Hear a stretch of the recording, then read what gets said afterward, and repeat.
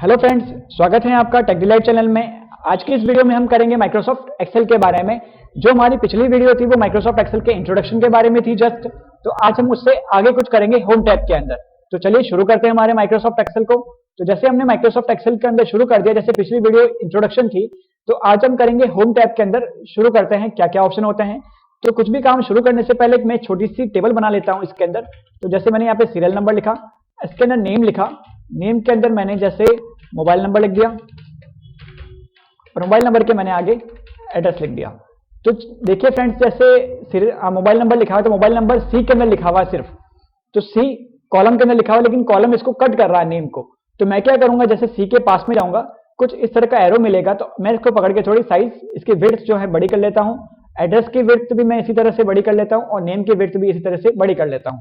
तो मैंने यहाँ पे 1 लिखा, एंटर करके 2 लिखा और ऑटोफिल हैंडल से नीचे ड्रैग करके इसको खींच लिया 15 तक।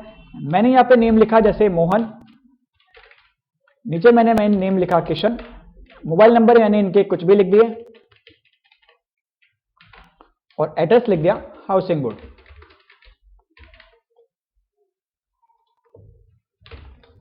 अब इन वैल्यू को मैंने सेलेक्ट करा और नीचे इनको ड्रैग कर लिया ऑटोफिल हैंडल से। इन नेम को भी दोनों को सेलेक्ट करा, ऑटोफिल हैंडल से नीचे ड्रैग कर दिया। तो ये कुछ एक कॉमन टेबल हमारे सामने बनकर आ गई। अब टेबल बनने के बाद जो सबसे पहला टैब हमारा होम टैब, होम टैब के अंदर जो सबसे फर्स्ट ग्रुप दिया हुआ है वो है क्लिपबोर्ड ग्रुप।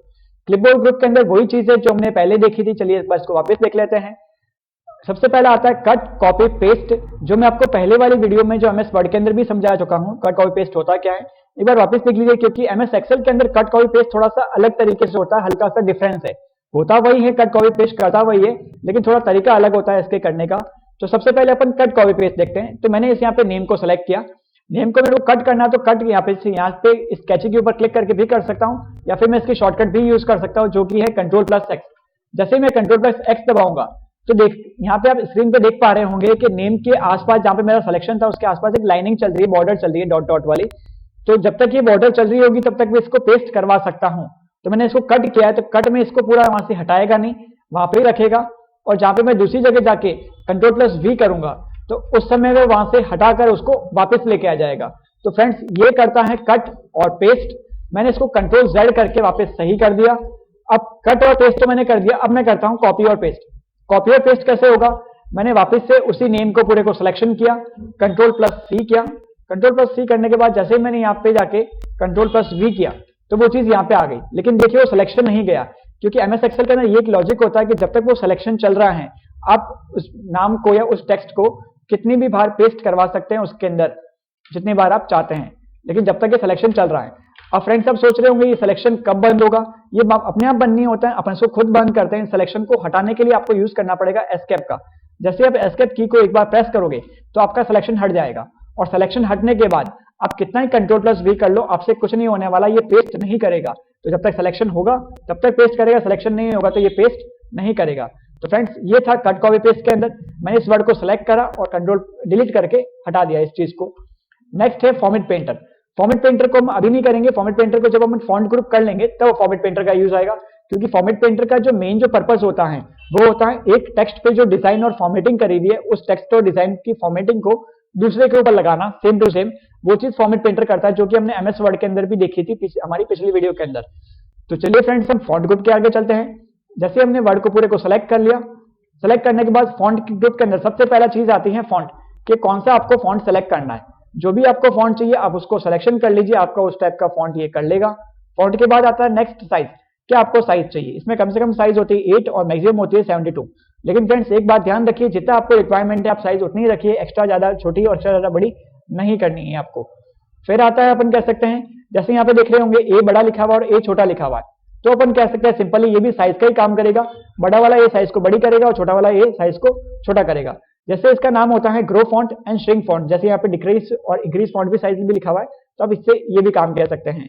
तो नेक्स्ट जो हमारे पास जो ऑप्शन है वो है बी, यानी उसको बोल्ड करना, आई यानी उसको इटैलिक कर देगा, हल्का सा तिरछा कर देगा, और यू यानी इन वर्ड्स के नीचे वो अंडरलाइन कर देगा जिस वर्ड को मैंने सेलेक्ट करा हुआ है। इसमें अंडरलाइन के तौर पर सिर्फ 2 ही अंडरलाइन आती है, या तो सिंगल अंडरलाइन करेगा या डबल अंडरलाइन करेगा। इसमें एमएस वर्ड की तरह बहुत सारी अंडरलाइन ये नहीं करने वाला। तो फ्रेंड्स, नेक्स्ट जो ऑप्शन है हमारे सामने, ये जो आपने ऑप्शन एमएस वर्ड के अंदर भी देखा होगा, अगर नहीं देखा होगा तो चलिए इसको वापस बता देता हूं मैं आपको। ये चीज अपन कह सकते हैं टेबल के आसपास या फिर जो आपका जितना काम किया हुआ है उसके आसपास बॉर्डर बनाने के लिए काम आता है।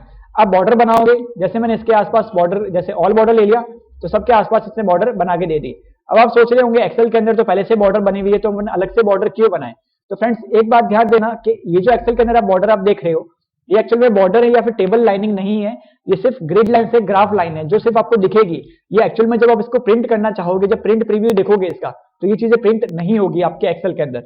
तो अगर आपको प्रिंट करवानी है लाइनिंग और बॉर्डर टेबल्स तो आपको यहाँ से बॉर्डर बनवानी पड़ेगी, बॉर्डर यहाँ से इंसर्ट करनी पड़ेगी, तभी आप बॉर्डर को इंसर्ट कर पाओगे, प्रिंट कर पाओगे, वरना एक्सेल के अंदर बॉर्डर्स को जो ग्राफ लाइन आपको पहले से दिखती है वो प्रिंट नहीं होती। अब इसमें से आपको किस तरह की बॉर्डर चाहिए, मैंने नो बॉर्डर करके सारी हटा दी। आउटलाइन बॉर्डर करूंगा तो सिर्फ बाहर की बॉर्डर बताएगा। तो जिस तरह की बॉर्डर आपको सुटेबल चाहिए उस तरह की बॉर्डर आप सेट करवा सकते हैं। जैसे आउटर थिकर बॉर्डर, जो बाहर की बॉर्डर है वो थिकर चाहिए, थोड़ी मोटी चाहिए तो बॉर्डर थिकर भी ले सकते हो, नहीं चाहिए तो नो बॉर्डर कर लो। फिर नेक्स्ट जो ऑप्शन आता है वो आता है हमारे पास किसी वर्ड के बैकग्राउंड में कलर करना, कि आपको बैकग्राउंड में किस तरह का कलर चाहिए। मैंने एक को सिलेक्शन किया तो एक के अंदर दे दिया, मैं इसके अंदर सिलेक्शन करके करता हूं तो ये इसके अंदर बैकग्राउंड कलर दे देगा। तो जितना सिलेक्शन करोगे उसके बैकग्राउंड में ये दे देगा। फिर नेक्स्ट आता है आपको वर्ड्स के ऊपर कलर देना, तो वर्ड्स के ऊपर आपको किस तरह का कलर देना है तो ये आपके वर्ड्स के ऊपर भी आपको कलर देकर ये बता देगा। जो भी कलर आप चूज करोगे वो कलर्स आपके वर्ड के ऊपर अप्लाई हो जाएंगे हाथों हाथ। ठीक है फ्रेंड्स, नीचे सबको समझ में आ गया। तो अब मैं क्या करता हूं, इसको कंट्रोल Z करके वापस से पहले जैसा कर लेता हूं, सही कर लेता हूं। तो फ्रेंड्स अब देखते हैं फॉर्मेट पेंटर के बारे में।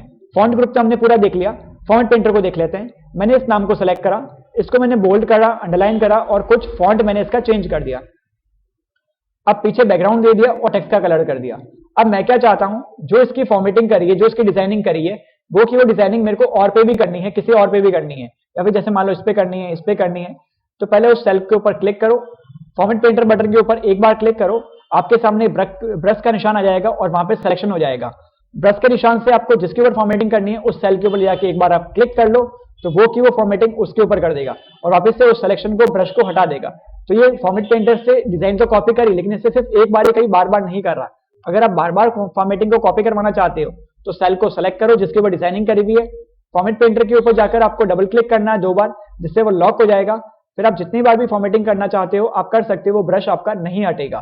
तो ये चीज होती है फॉर्मेट पेंटर में, आप डबल बार या बहुत बार भी फॉर्मेटिंग करवा सकते हो। अगर आप चाहते हो इसको फॉर्मेटिंग, जो फॉर्मेट पेंटर ऑप्शन को इसको बंद करना है तो आप एस्केप दबा दीजिए, इस सिलेक्शन को ये हटा देगा या बंद कर लेगा, या फिर आप फॉर्मेट पेंटर बटन के ऊपर क्लिक करके भी इसको बंद करवा सकते हैं।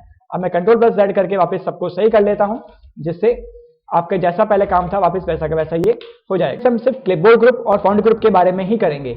नेक्स्ट ऑप्शन है हम जो नेक्स्ट वीडियो के अंदर करेंगे। तो फ्रेंड्स आज की आपको वीडियो कैसी लगी? अगर आपको अच्छी लगी तो प्लीज इस वीडियो को लाइक करिए, कमेंट करिए और शेयर करिए। और अगर आपने हमारा चैनल सब्सक्राइब नहीं करा है तो प्लीज हमारे चैनल को सब्सक्राइब जरूर करिए, ताकि मैं जब भी आपके नई वीडियो डालूं एक्सेल की आपको उसके बारे में पता चल जाए। Thank you friends.